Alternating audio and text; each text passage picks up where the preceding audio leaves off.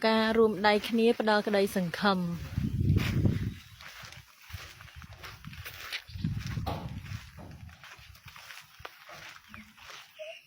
Cái thơ đôi kê chơi ăn là so chứ nghe.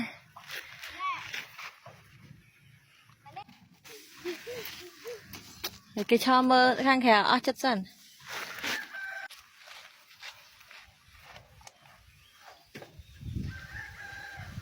Tỏ con tỏ. Nà lại ghế. Nà chơ con nà chơ. Xa đó. Mình biệp điệp rồi bó kê cái hả. Xa mình tên món á.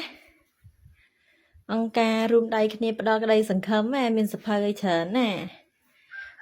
Con bọn đại xa cho chất mùi ná kết. Con chàng ăn sắp hơi mùi nè. Nó phẹp mạ mới kết. Con tội mạ cô ấy là lánh nha. Quay lên thế này à. Thế xa bó kế à. Con tỏ. Xa đó à. Kia bắt đầu cái đây sẵn khầm. Lôi mình ta nè. Nhưng cà kì.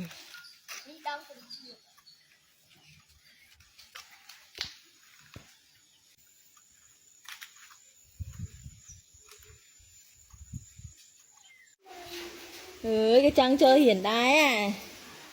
Tôi tầm 10 nằng. Trăng chơi hiện đại nằng hả. Hello.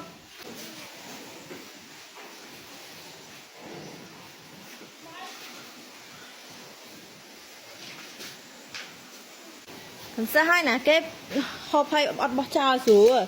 Cho nó không nạ riêng nó hãy rớt đã trao thùng mềm tích hết rồi.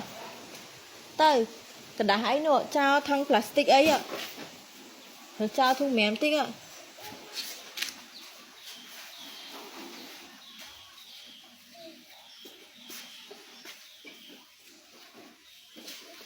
Nè thằng nạ riêng chẳng sải là mình chàng chẳng lôi mình ta nè.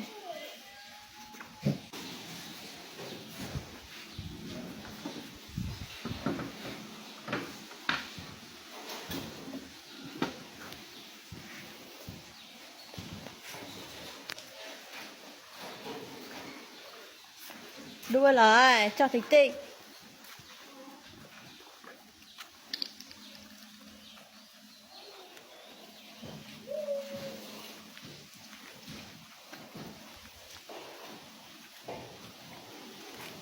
Kita lên playground.